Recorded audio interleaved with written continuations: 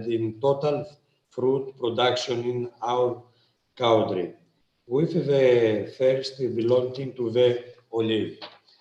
Olive is the trademark for agricultural production. It is cultivated all over Greece and produces very good quality olive oil and edible fruit compared to all Mediterranean countries. The cultivated areas for the production of olive oil cover an area of about 80.5 million acres, while those intended for the production of edible fruit are 1 million acres. The most important and destructive enemy of the olive is the dacos, olive fruit fly. The region of Western Greece, like other regions, implements a collective homicide program with bait sprays to protect the product. However, production without modern cultivation methods can have no future in the competitive market environment. That is why the procedures in Western Greece for the transition from classical agriculture to precision agriculture have already begun for the benefit of producers, consumers, and the environment. Precision agriculture plays an important role in the production of quality and safe agricultural products for the consumer, protects the health of the producer, but also the soils, while helping to reduce production costs and increase the competitiveness of agricultural production. Thank you very much. Thank you very much. Thank you very much for your interesting talk. Now, I think that we have to give the floor to Dr. Khaled Al-Sandani. He's our project officer, and he's a senior expert from the Joint Technical Secretariat of the General Program of the ENPI, of the NECBC Med program. So, good morning. Good morning, everyone. Good morning. Hello. Good morning, everyone. So it's our pleasure today, me and my colleague Ziad Kabir, the junior expert with me from GTS from ENI-CBC Med. It's our great pleasure to join the first workshop of the project FruitFlyNet project. As you know, the ENI-CBC Med program is multilateral cross-border cooperation initiative funded by the European Neighbourhood Instrument, ENI. And the program wider objective is to foster fair and equitable and sustainable economic, social, and territorial development, which may advance cross-border integration and valorize participating countries and values. So FruitFlyNet is one of the most important projects funded recently through strategic call, as the pest management and the technology, the e-monitor technology is one of the, it's very important to the Mediterranean area. I would like to thank the lead beneficiary, Agricultural University of Athens, Greece, and Theodore and his team for the invitation and the organization of kick-off meeting of FruitFlyNet project. Thank you to all, and I wish successful workshop. Thank you very much.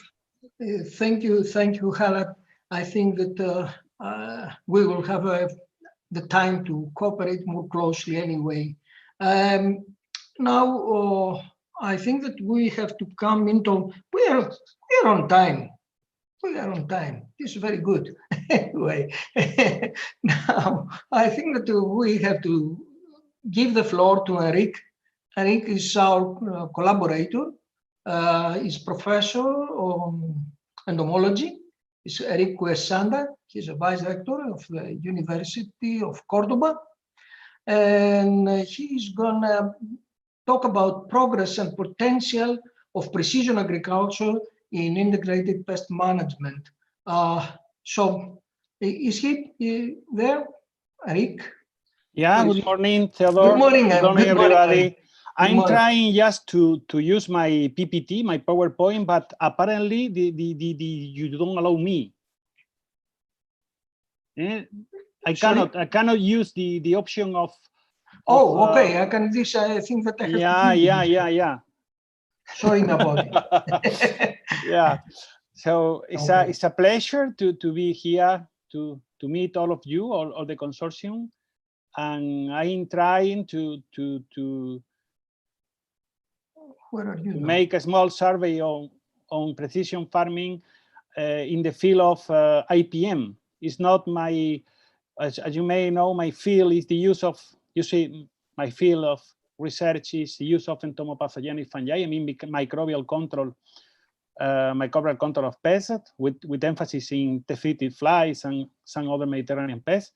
But Dionysios and Theodore invite me to focus on precision farming in IPM, and I will try in the next 20 minutes. Okay? Good. Yeah. Thank you so much. Okay, well, the try to make a survey on the progress and potential of precision agriculture in IPM. Well, I'm trying to use only 20 minutes, Theodore. I hope it will be possible. Sorry? Is the sound okay? Yeah, it's okay. It looks okay. I had 20 minutes. I think I will do the best to use only 20 minutes, okay? Yeah, okay.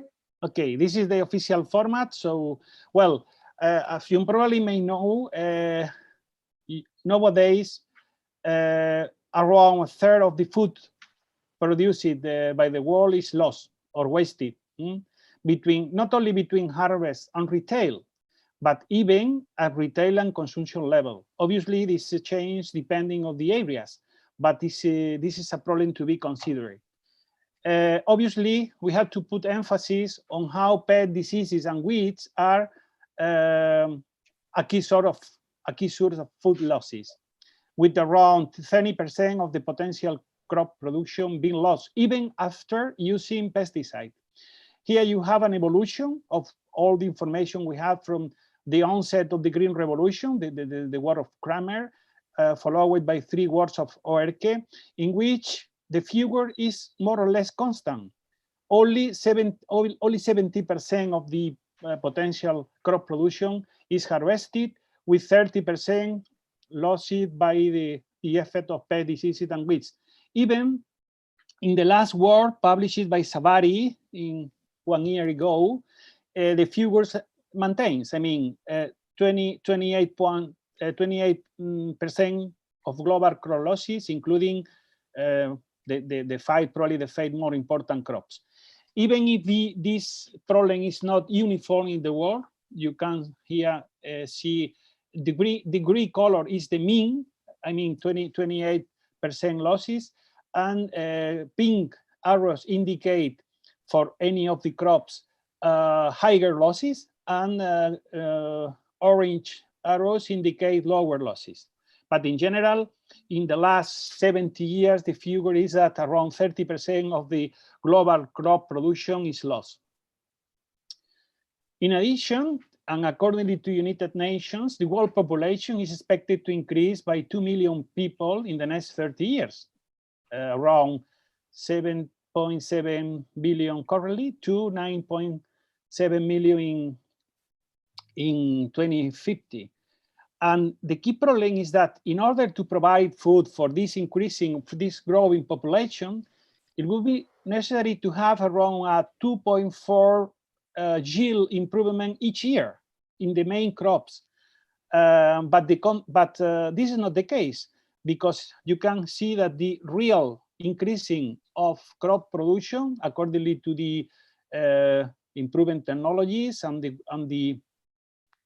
breeding technologies, is only around 1.2. So that for the moment, the breeding and crop production technologies are not enough to reach this 2.4 needed in increasing the crop production. For that, it is very clear that crop protection is a key tool to maintain a balance between the world's population growth and its food supply in the coming decades. And therefore, this is one probably of the major challenges within the sustainable agriculture. As you may recall, sustainable agriculture, this is between conventional intensive agriculture and organic farming, is the only agriculture integrating the three main goals, reaching the crop production, I mean environmental health, economic profitability, and social and economic equity.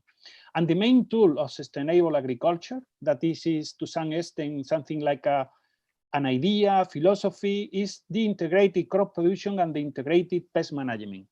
There are many definitions of integrated pest management. Probably the more famous is the one of the FAO, that is a definition that was defined in the onset of the Green Revolution, with when the Stern works began to make attention of the effect of the intensive agriculture.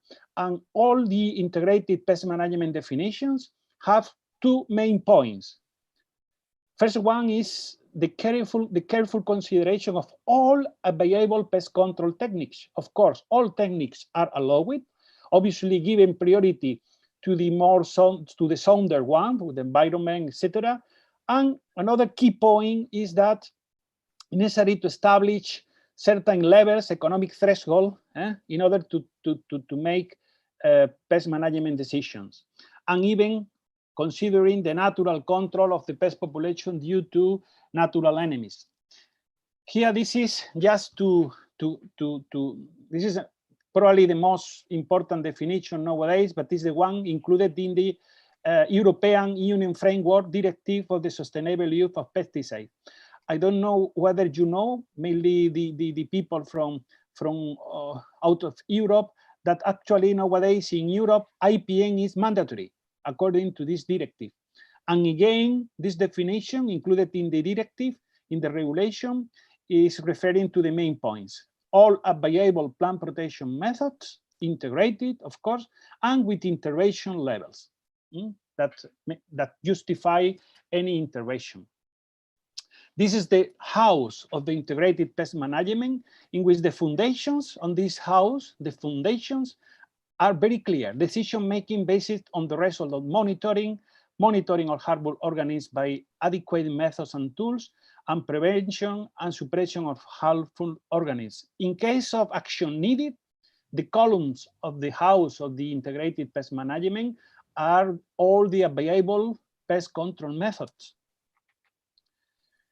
I think that this work by Bartman et al. Is very interesting when defining the 8 principles of APM, because they are quite clear and are very useful to further focus on how precision farming is influencing or is changing IPM. The first principle is prevention and suppression of harmful organisms. In this way, in this principle, all agronomic or crop protection measures are very important in order to minimize the incidence of pests and diseases. Crop rotation, adequate cultivation techniques, resistant tolerant cultivars, using standard certified seed and planting material, balanced fertilization, limiting irrigation the next practice, preventing the spreading of harmful organisms by hygiene measures, protection and enhancement of important beneficial, etc. Principle number 2 is monitoring harmful organisms by adequate methods and tools where available. This is a key one, and because it's one in which precision farming has many things to say. Observation in the field, scientifically sound warning, forecasting and early diagnosis system, advice from professionally qualified advisors, etc. Principle 3, decision making based on the before results of the monitoring. And this is a key point because the professional user of any system, we will focus on this, has to decide whether and when to apply plant protection measures. it's very important to have viable, robust, and scientifically sound threshold values are essential component for decision making. Principle 4, intervention when needed, according to principles 2 and 3. The first option has to be non-chemical methods. In the directive, in the European regulation, is very clearly stated. The preference has to be down to non-chemical methods, such as sustainable, biological, physical, and other non-chemical methods. This is non-chemical method is the stars of the directive. This strategy, non-chemical method, must be preferred to chemical method is they provide satisfactory pest control. Principle 5, that is valid for any intervention, but particularly for pesticide selection, prioritizing those with the least seed effects on human health, non-target organisms, and the environment. This is quite important also. Principle 6 reduces pesticide use to levels that are necessary, using reduced doses, reduces application frequency, or even partial application. We will focus on this after. Principle 7 of intervention, anti-resistant strategies, with emphasis in the use of multiple pesticides with different modes of action. This is a key point also. And finally, principle 8, evaluation of success of the applied plant protection measures. Here is the general schedule with principles 1, prevention, monitoring, decision-making, well, and the key schedule to be followed. Even if there is no need for intervention or need for intervention. But the key question is, in which IPM steps is impacting precision agriculture? According to me and to the revision I have performed, there are two main steps in which precision farming is advancing, and it has been many progresses. The principles 2 and 3 regarding monitoring and decision making, and also intervention regarding new tools for spraying and for applying insecticides. So this is why we are going to follow in the next minute this slide in which we are going to perform a small survey on how precision agriculture is influencing monitoring and decision making based on the result of the monitoring, with the development of automated device for monitoring of insect pests, and the application of geospatial technology, including geographical information system, global positioning system, and remote sensing, and also how precision agriculture is influencing principles 4 to 7 intervention, with the smart farm equipment to greatly reduce use of pesticide, including Internet of Things. Regarding development of automated device for monitoring of insect pests, there are many works that have been performed. Regarding the smart trap development, they are usually equipped with different sensors and other components for the collection of data in the field and transmissions to a remote server. Information is usually stored in georeferenced databases. Optical sensors and some other sensors are used for detecting photo interruption, images, or optoacoustic spectrum of wind beats. And we have different systems, fully automated system in which the software may allow identification of the caught insect, or semi-automated systems in which a remote operator can count the trapped insect by watching images from the e-trap. And the software could integrate decision support system modules which provide the decision-making information. Some examples of smart traps, for instance, for mob detection with an image detector with, in which the resolution is depending on the camera. Automatic trap for crawling insect in urban environments, also using an image detector. This is a we have said before, a semi-automated system. Automatic trap for mosquito count in the field with infrared, LED, and light detectors. It's also some examples. Ecoacoustic trap for fruit fly in the field with an ecoacoustic detector that may even discriminate between 3 species of fruit flies depending of the size of the body size and weight.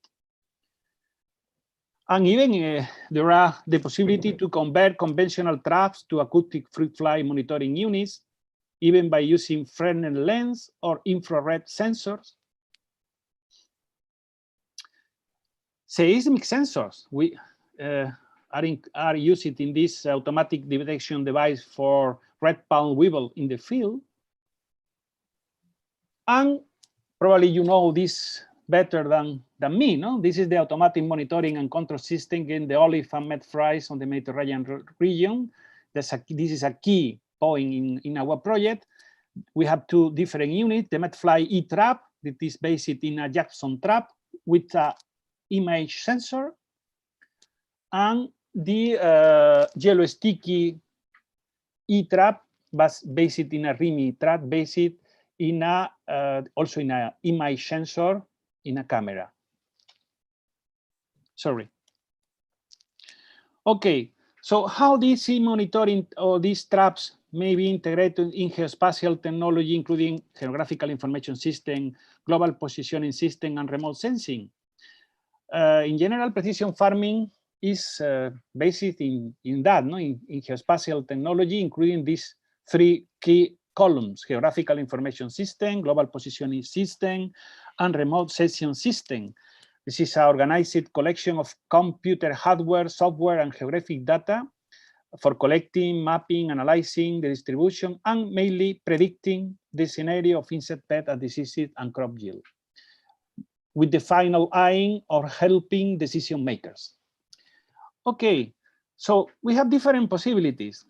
Sometimes we have existing climate-driving pest model. In many pests, we can use the degree-based models as a basis of decision-making. In these cases, we have developed forecasting models using hardware technology for combining pest model with registration of automatic recorded climate data, and with forecasting algorithms to deploy pest management software. Even it's possible to use dynamic web interfaces, some of them cloud-based, that can serve as decision support system. But unfortunately, the climatic models are not usually available. And for that, the designing of a monitoring or maybe complementary to climatic models is also very important, integrated with a real-time trapping and insect counting models to estimate insect population, and finally support the development of geographical database and collection of geospatial information in order to finally take a decision, perform decision making. Even this is quite important and increasingly important. Sometimes this is the monitoring is not available, or climatic models are not available. There are not possible to design trap because of the type of insect. And in that case, it's very important the remote sensing, because this is a way to take decision accordingly, not to the count of insect, but detecting pest injury. The basis or the foundation is very clear. Let reflectance change in certain regions due to plant stress or pest incident with change in the chlorophyll content and cellular damage. This is a quite important strategy because it's cheaper in many times, because it's not necessarily the counting, but we base only on remote sensing. But this, in any case, can be complementary within monitoring or even climatic models. And remote sensing platforms can be deployed also, either by satellite or by aircraft. And this is also, I would like to take your attention, a point of increasing interest. In many insects, there is not a uniform distribution in the field, and the pests occur in hot spots. And it's quite important to take time course evolution of infestation. This is the case of the mites. The mites are key elements for remote sensing, because it's not easy to develop in monitoring, and climatic models are not available. In these cases, the counting, the real counting by people in the field or the remote sensing are the only tools. And it's very important to have an evolution of this hotspot in order to have or to take IPN actions, site-specific IPN action. Sorry, this is quite important also. In general, the final deployment of a location-aware system have certain strategies to be deployed. For instance, in a given monitoring area, it's necessary to establish wireless multi-sensor nodes, remote sensing information gateway, a central station, either SMEs or GNC network, and finally a host control platform.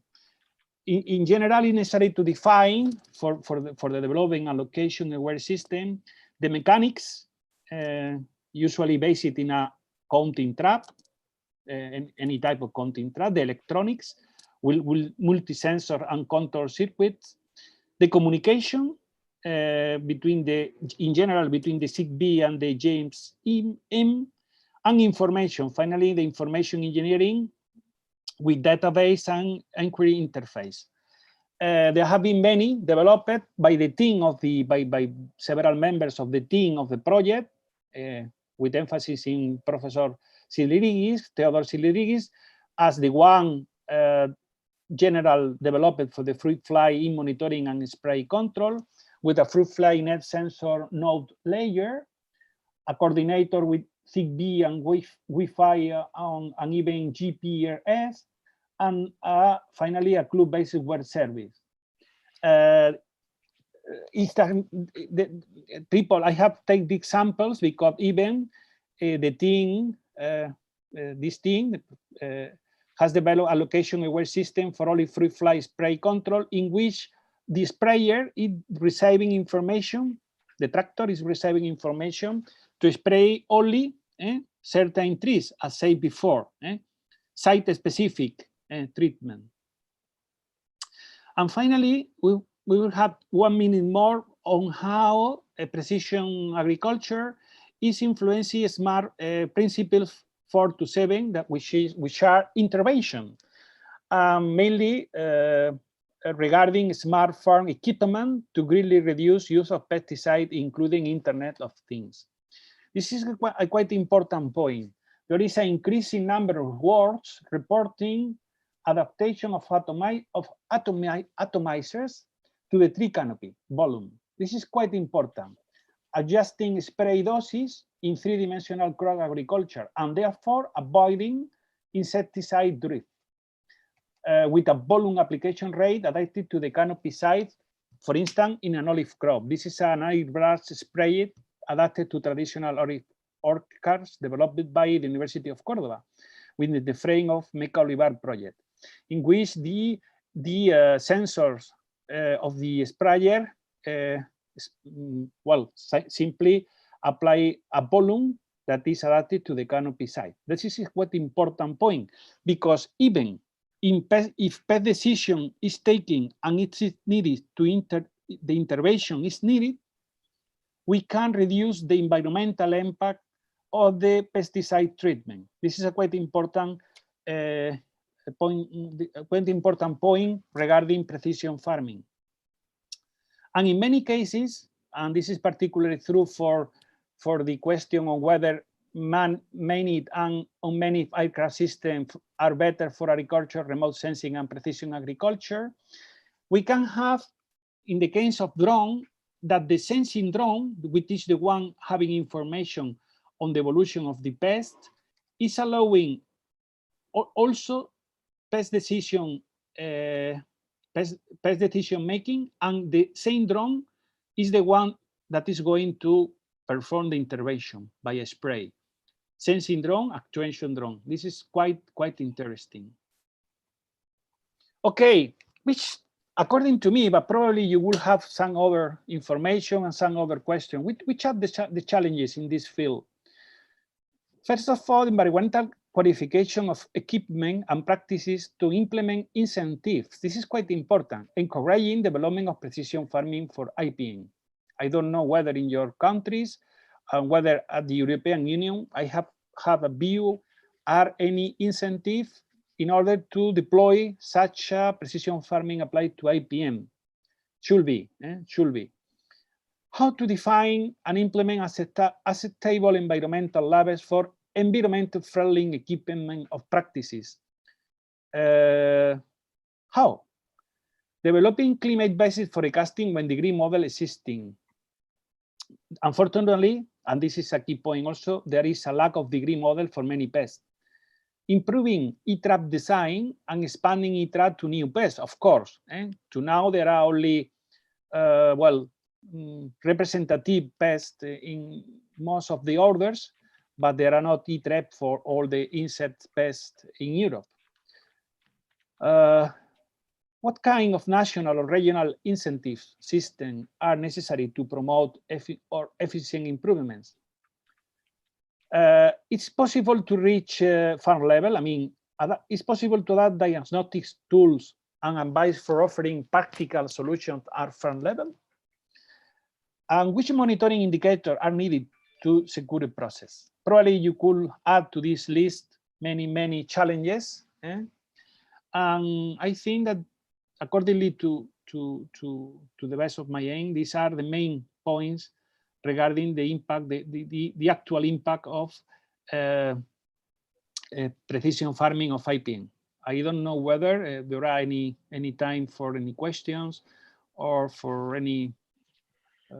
Okay. I think that we can leave the questions to the end. Thank you. Really, I would like really to thank you, Eric. You make a very good talk about the precision agriculture and the IPM. This is what we were expecting from you, and I think that you have achieved this. So this was really an interesting discussion, although we exceed the time, but nevertheless, I'm quite happy about your talk. Let us continue now with Andrea. Andrea, can you share the screen or do we have the problem again? Good morning. Let's try to share my screen. Okay. Okay, good. Can you see? Okay, perfect. Perfect. Okay, good morning.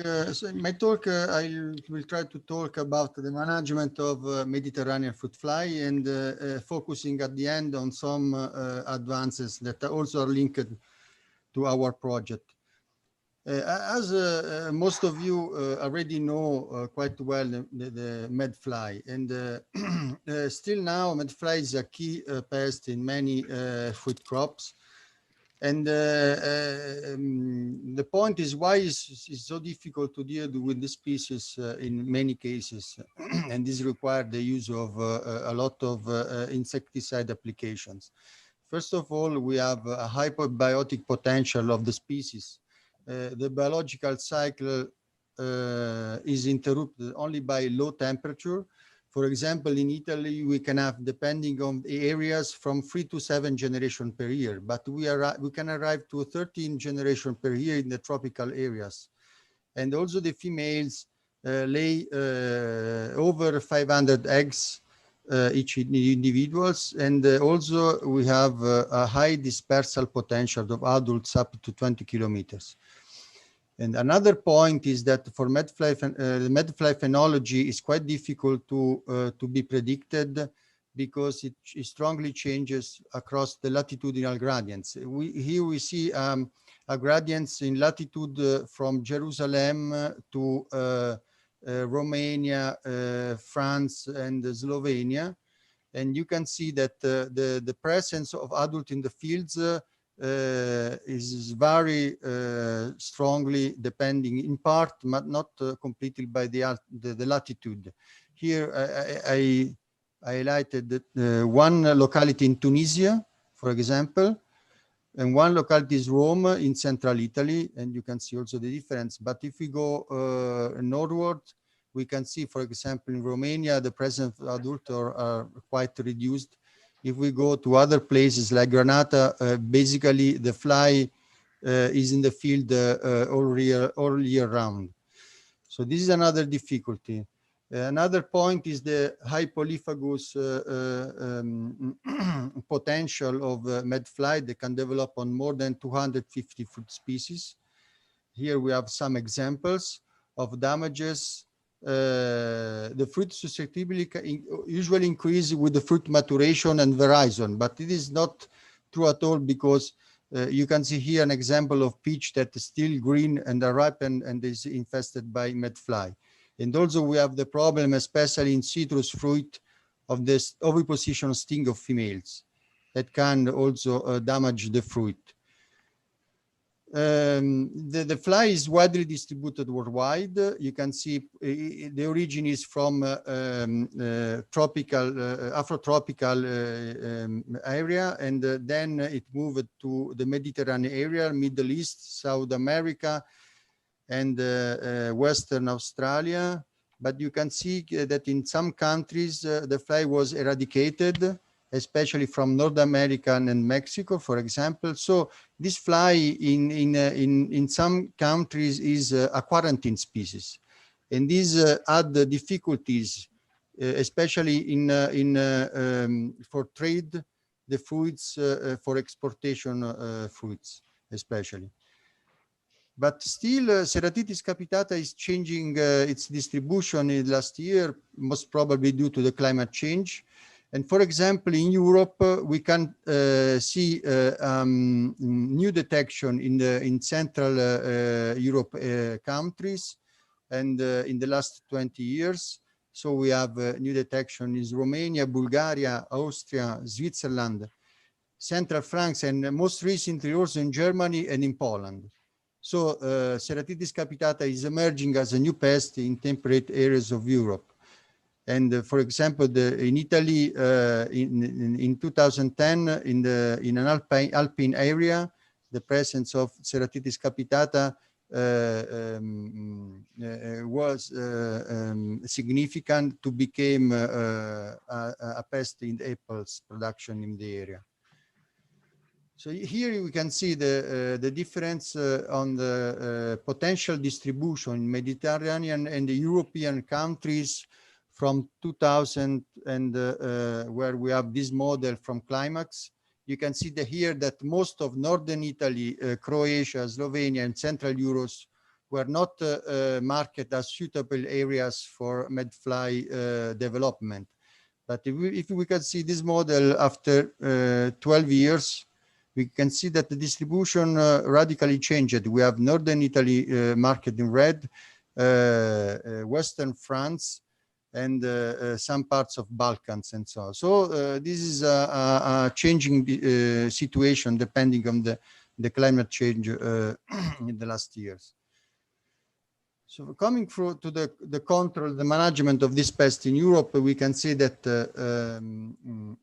in the recent year, we have some peculiarity in the European management of this fly that add some difficulties to the potential biology and ecology of the species.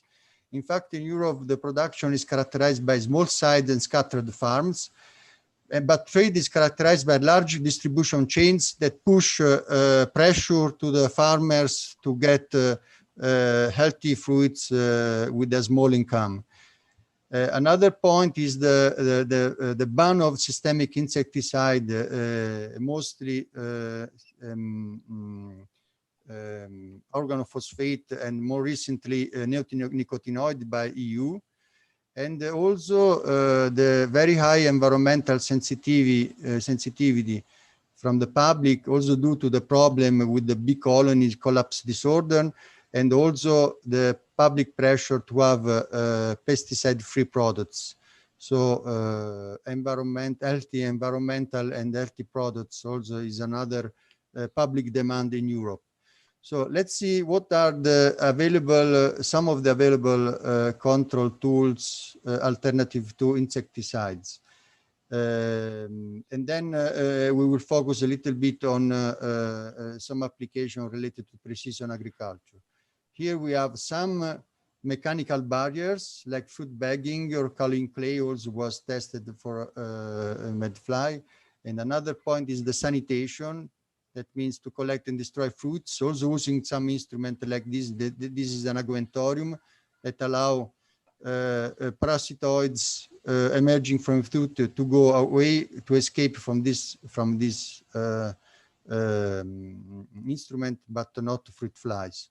So these are selective and effective tools, but are labor intensive, quite costly, so very rarely applied in practical situations. We have the possibility of biological control, for example, conservation biological control with ground dwelling predators, parasitoids that imply the soil management, the ground cover, on the use of companion plants. This is also selective environmentally sound method that increase the functional diversity of the agroecosystem, also for control different pests, but also it implies additional cost for the management of the soil and the cover plants. Another possibility is the inundative biological control with entomopathogens like nematodes or fungi, and this is environmentally sound. It can be effective. However, we can have also side effects on non-target organisms, and high doses are required, and this is quite costly. In recent years, we saw a lot of attractant devices to be used for the control of medfly. Especially, we have mass trapping on lural kill devices, and this depends if we add in a trap an insecticide or not. So here we have, for example, a Sera trap that has a liquid, an attractant liquid inside, but no insecticides. But here we have a Decis trap that is a trap with the top of the trap impregnated with deltamethrin. And here we have this board, the MagnetMed is board impregnated with deltamethrin.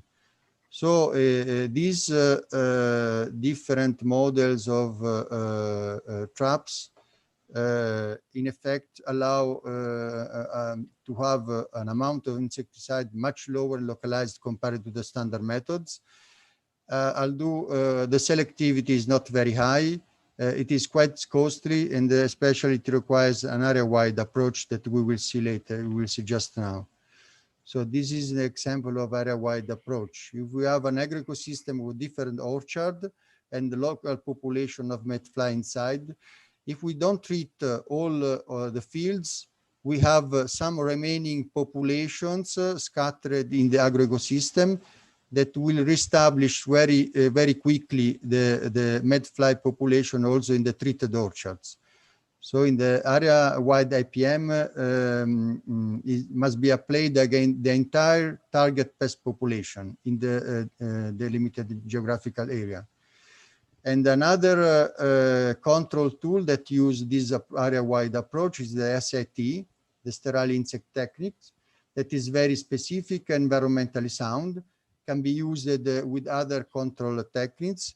However, it's very costly, and it requires a strong coordination for the implementation of the methods, and also for obtaining a huge number of sterile insects. As we can see, for medfly, there are a lot of SIT programs in the world. However, for example, in Europe, we have only 2 examples. And this is because in Europe it's quite difficult to apply SIT, because agricultural systems are composed by small plots and the ownership of the land is very fragmented. However, we have one example in the Valencia fruit production area that is a very good example of the application of SIT, where part of the activities are funded by the regional government. And a very promising approach I would say it's the application of information technology and decision support system for the precision farming. And this was something that can be done also for MedFly, and we did in the previous FruitFly project. So here we have two of the main components that Enrico explained before, for example, the monitoring, and in this case, detecting the presence of pests and quantify the abundance in time and space, for example, using maps. And also the pest precision targeting, that means performing localized treatments to minimize the use of pesticides. In case of MedFly, we have different factors that affect the MedFly adult distribution. That this must be considered when we develop this kind of approach. For example, the phenology of host plants, and especially the period of fruit veraison and maturation, the composition of the agroecosystem, so the presence of different fruit species in different spatial locations, the adult feeding behavior, and especially the sex-specific behavior or MedFly, in which the males aggregate in legs and they produce a pheromone that attract females. And then mated females have an oviposition activities, so looking for hosts. And here we can see how the distribution of MedFly can change through the time. For example, in May, the hotspots were located especially in the mandarin orchards, but 2 months after, the distribution was completely different, was almost completely located into the peach orchards. So this is the approach that we developed in the previous FruitFlyNet, and was the definition of a location-aware system for MedFly. And in this case, for the monitoring and the collection of information from the field, we used e-traps. In this case, our modification of Jackson traps. And these traps were equipped with a camera inside that made the images, you can see, and the images were transferred to the cloud into a monitoring system. You can see here an example of the network of traps in one of the experimental plots. So we have a network of traps that collect information, that means catches, and temperature, humidity, and so on. And then all these kind of information are available to a remote observator into the monitoring system, in the monitoring server. And then a decision support system was developed for the MedFly. And this was, in this case, composed by 3 components. The DSS1 dealing with the trap deployment start. Basically, it was based on the degree day calculations, and helped to put traps when the model indicated the presence of adult in the field. The second component was the when and where to spray, that define the trees, the part of the orchards to be treated, which kind of treatment to be used. And the third component is the spraying procedures that define how the spraying is executed, and also check the weather conditions are favorable or not. And this is the logic model, especially for the development of the second module.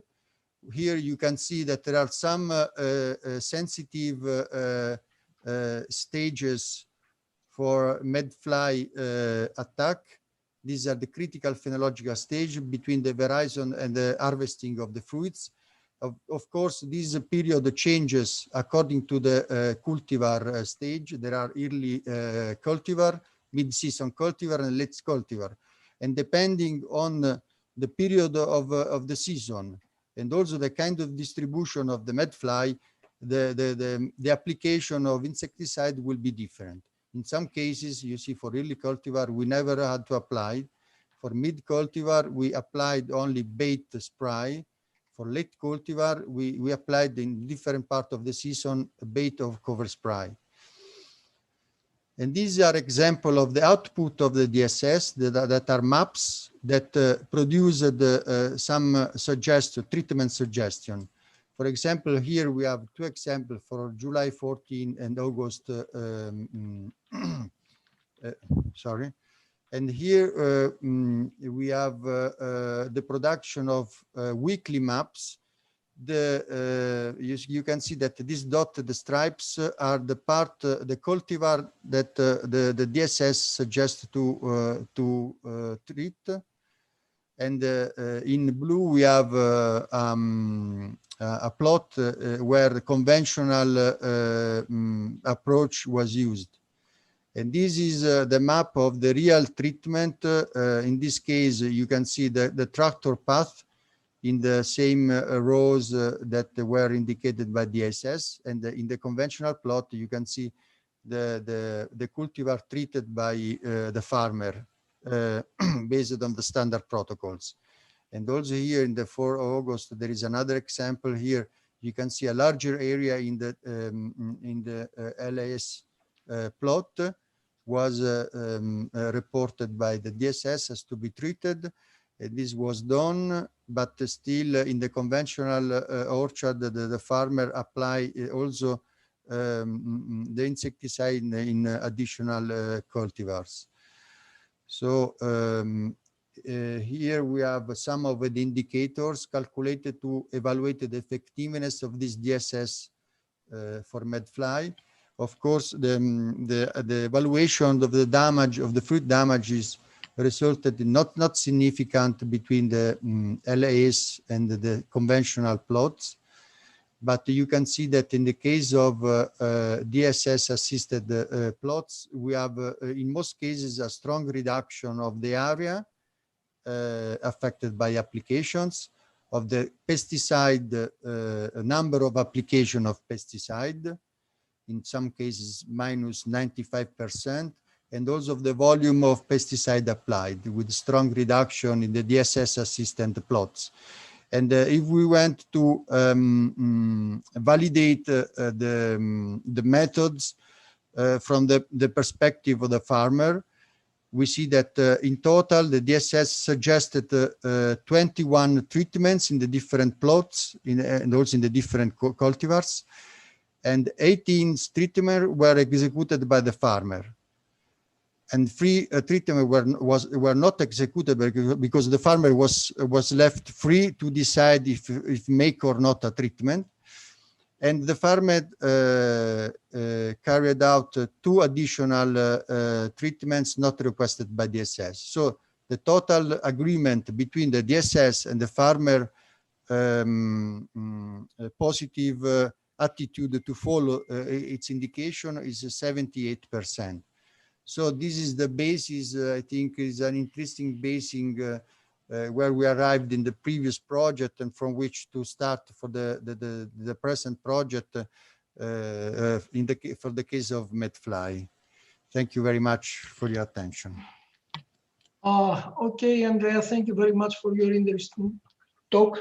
I think that we gain a lot of information regarding the first project which we run anyway, so we will have the time to discuss upon all these. Now let us move to the next talk, which is from my counterpart Dionysios. Where are you, Dionysios?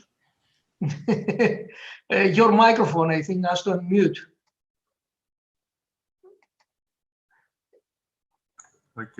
Okay. Now we can hear you. Can you share the screen? Is it okay for you? Okay, thank you, Theodore. Can you see that? So you are going to talk about the new concept for DACUS management. Come on. Exactly. Okay. Good morning, everyone. Again, I will talk about the new concepts for bacterial management. And the previous 2 colleagues, Enrique and Andrea, gave very nice information, which will be also helpful for my presentation. So my presentation will have to do with this very well-known pest, the holy fly, which is the major pest of olives in the Mediterranean region, but also in other regions, also in the US.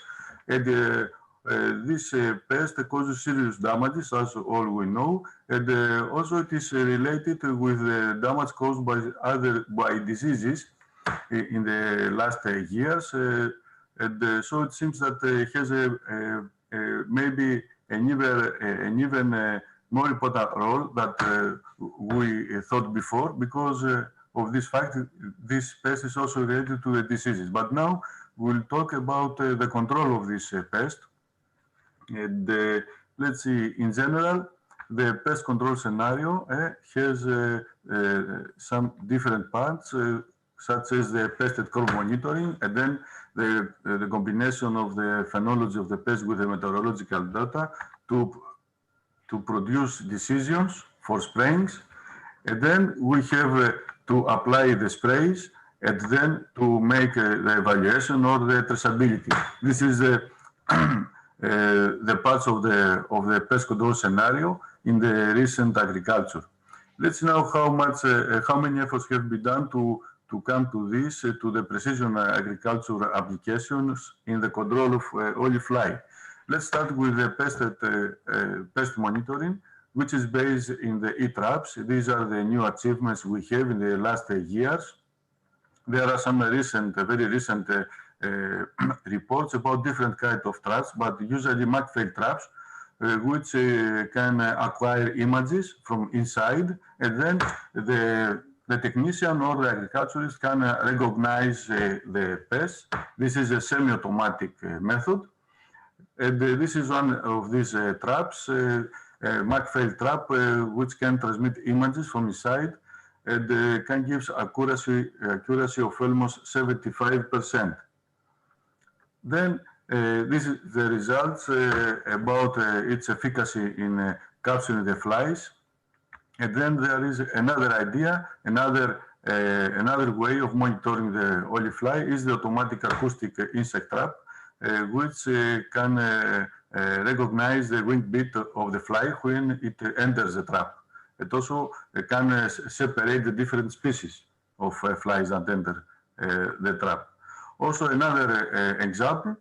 Okay, this presentation is not an exhaustive one to consider all the examples, but this is another with a recognition toolkit, which can recognize the flies inside the trap by capturing, by transferring the images.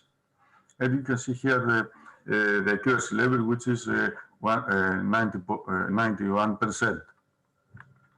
So after this first part of the pest and crop monitoring, then we come to the second part, which is the decision. Okay, but decision, in fact, we don't have a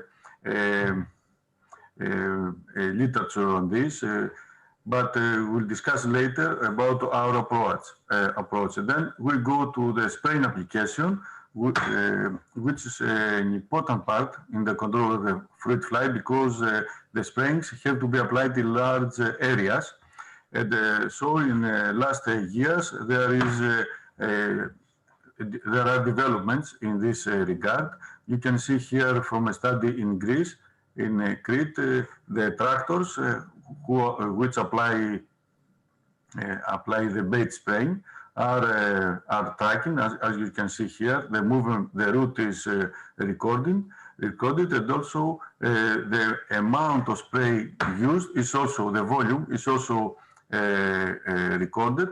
And on the other hand, the surveillance authority can remotely make real-time decisions, let's say in case that it is needed, such as when the temperature, let's say, exceeds the limit, or the wind exceeds the limit set, or the tractor has entered an area which has not to be sprayed. This kind of applications are also applied in the national program that we have here in Greece, which is organized by the Ministry of Agriculture, and in any place in Greece where olives are grown, bait sprays are applied by this way. As you can see here. Also in other countries, in Spain, they can do this. And let's go now to the integrated concept that we had developed in the previous project, in the FruitFlyNet-ii. And we call this approach integrated because we have tried to answer to each part that is necessary to have an automated, as much as possible, control of the olive fruit fly. So the first is the e-trap that we have developed. This is a different kind of trap. It is based on the sticky yellow panel, as you can see here. The panel is baited with ammonia, and the trap has two sensors, one here and one from the other side, which can capture images many times, let's say, per day. And these images are transferred via web services to the cloud and then to the office, where the agriculturist or the entomologist can recognize the pests, the flies on the trap. Here you can see the sensors of temperature and the relative humidity. Okay, this is the trap. And then you can see here how the image is transferred to the cloud, to the office. The flies can be easily identified here. This is a semi-automatic system. It is not automatic yet. This will be also the target of this project, to make automatic the system. But in the office, the technician can recognize females or males with an efficacy of about 90%, as you can see here. So this is a part, the first part, the e-monitoring of the pest. And then we go to another part, the second one, which is the decision support system that we have. Okay, this is a part that we developed during the previous project. In fact, this part was developed by the close cooperation between the people from entomology, but also the people from informatics. It was based on long discussions we had, and so that to manage to incorporate the entomological, let's say, experience and knowledge as much as possible with logical diagrams, which are based on a sequence of events with an answer yes or no, yes or no, yes or no, which was an approach, I can say, a bit difficult for us of the entomological part to understand at the beginning, but we had to adapt to this. So the decision system has two answers. To answer first to when to spray, the output is when we have to spray. Then we have to answer another question, where to spray. The output gives interpolated risk maps at the risk for each tree. We have to consider here that the question of where to spray is not an easy one, because we have to spray not only based on the variety. Let's say if a variety reaches a phenological state, then we have to spray all the trees of the variety. But here we have to spray locally to the places, only to the places where the population is high. So it is a bit a complicated issue, this one, to produce the interpolated risk maps. And of course, we have to work on this also in this project. And then after decide when to spray and where, we are going to the spraying action, to how to spray, which gives instructions to the tractor attendant how to spray. This is the guidance, the spraying guidance. In fact, in this project, we want to give the guidance that the farmer needs to apply the sprayings precisely.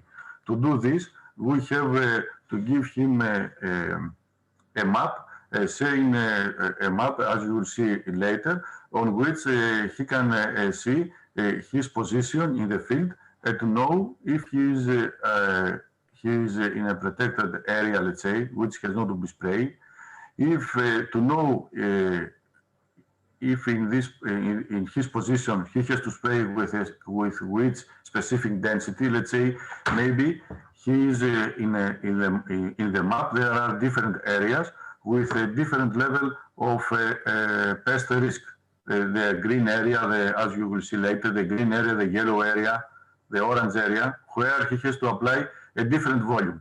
So he has to know where he is. Also, he has to be informed in real time if he has to stop the spraying process. Let's say if the climatic conditions have changed. Let's say if temperature increases further to the limit we had set at the beginning of the process. or to know that he has entered an area which has not to be sprayed, like an organic field, or if he is close to a river, to a lake, let's say, or close to a house. He has to know in real time, and so there is a message informing him what to do. And then we go to the last one, which is the spraying action, which is responsible to calculate whether the area has been sprayed with enough spraying volume. Because let's say if he is in a yellow area, he has to spray, let's say, every third tree. So this DSS can calculate this if the area has been sprayed adequately. So you will see later how it works and how this information reaches to the farmer. Let's say this is a decision support system based in an algorithm with this logical diagram showing showing where to spray. This is based in the number of flies that are caught in the traps. And you see in some areas there is maybe there is no risk, so these areas are green. In other areas there is a low risk. The areas are yellow. It means that you have to spray 1 out of 4 trees. In the average risk with this color, you have to spray 2 out of 4 trees. In the high risk, 3 out of 4, and in very high risk, every tree. So this is based, these decisions are based on the number of flies which are caught in the traps we have placed, and so we can produce the risk maps.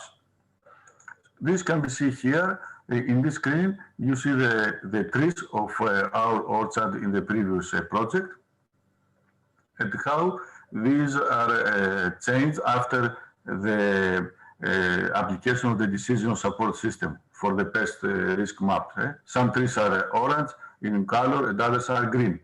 So this slide also answers to the question how this information reaches the farmer. The farmer receives this information during spraying by a screen, by a tablet or this mobile GIS, which is adapted on his tractor. So he has a look to this screen. This is an important part of of the development of the control for the fruit fly, and we can see how this information is shown in this screen. This information is based on the collection of data, or georeference data, of the area that we're going to spray. So this data is separated in layers. You can see here different layers, which show which data we need. Let's say for the area we want to spray, we need the data about the background maps, which can be, let's say, a river, a lake, a road, like this, then, or a house. Then the land uses to know, let's say, if there is an organic farm, if there is a house there, like this. The borders of the orchards that we have to spray, the trees, which means that we need to know also the variety, etc. The traps, to know where the traps have been placed, the sensors, where they have placed, the objects that we may have in this area, the roads, and also the photo layer, some photos of some maybe important points of the area, like a tree which may help the farmer to recognize his position easily, let's say, and like this. So all these layers can be seen one above the other in this screen, in this mobile GIS screen. So you can see here the layer of trees with the blue ones, the layer of edges of the fields, let's say, the traps where have placed, the protected areas, these orange squares here are houses, and like this. All these layers can be seen to the farmer, and then on this map, the farmer can see also his position with the tractor. The system can recognize the important thing from the system. This is a location-aware system, which means that the important thing is the location, which crosses all the layers. So when you are in a location, you can know which tree is close to you. If you are in an orange area, in a green area, if you are close to a protected zone, you can know in in your position what are the temperature and the relative humidity, and so on. And this is the screen that the farmer can see on the tablet at the front of him while spraying. And you see, as the farmer changes positions, there is a mini message here saying, don't spray, let's say, according to the position. Every new position creates a new message. Let's say, don't spray because you are in a protected area, or spray with this density. So the farmer knows what to do in its position. So if we want to see this in a summary, let's say the first thing is to know the georeference data, let's say our trees, then the traps, then the decision which produces the interpolated maps, let's say these orange, yellow areas, green areas, then the tractor for application, and when the spraying starts, the farmer can see his position and knows if he has to spray or not. And also all the activities of the farmer, of the sprayer, let's say the quantity and the tree sprayed are recorded, so that we can know the exact amount of spray material used, the length of the route of the tractor, or the duration, and so on. So this way, the information reaches the farmer. The farmer can also ask questions to the systems, or can edit different points, or receive information. There are some web services, as we call them, between the farmer, between the user and the system. This was the idea of the first project, the FruitFly-1 project. These are the results of our experimental site that we had here in Athens. You see that we had the two plots, which one control and one last plot, location-aware system plot, where we had a reduction of the spraying volume use of about 50%, a reduction of the area sprayed of 76%, a reduction of the spraying duration, 85%. Also, we avoided almost completely the off-target spraying. It means that already, although the field was flat and linear, there were some failures in the conventional sprayings. Also, we had spraying traceability. Doing this, we had a similar efficacy in the control of the pest, and also we had the ability to prove what we did in our field. We could show the maps, what the amount of spray material used, where it was used, and why. This is the idea of this integrated, let's say, concept in the control of the olive fruit fly that we had developed in the previous project. And of course, there are several points that need to be improved, and we will try for this in this new project with your help. And I would like to thank you very much for your attention about this presentation. And this is also the demonstration. The last point is the demonstration we had in the previous project in our field. And you can see here also Andreas. Andreas here, Theodore, and also our colleague Kostas Pondikakos, who is a specialist in geographical information systems. He is Kostas Pondikakos, who is a map. Here, this is a pest risk map. Okay. Thank you very much again for your attention. Thank you, Dionysius. And here are you. Huh? Okay. You have to say this. Okay, good. Now, I think that I have to thank you very much anyway for the talk. You gave us an impression, and you and Andrea, you gave an impression of how we worked with the previous project anyway. And I think that it is useful because you give me now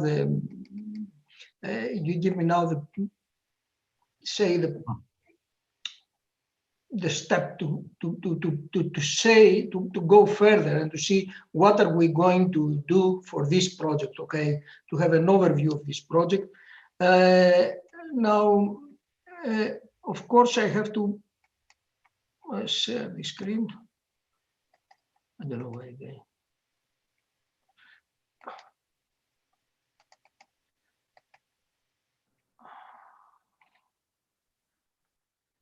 No, The share screen. are you in the screen?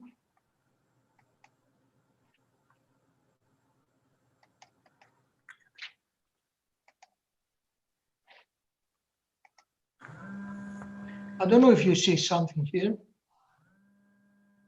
Can you see something? we see you, Theodore. Oh, only me. In the screen, all the screen. Share screen, the green one. The green one. Now is the Dionysius. No, I press stop sharing. You are in my screen. My full screen is yours now, Dionysius. I don't know where am I. Now again, Theodore. Ah, okay. Now Dionysius.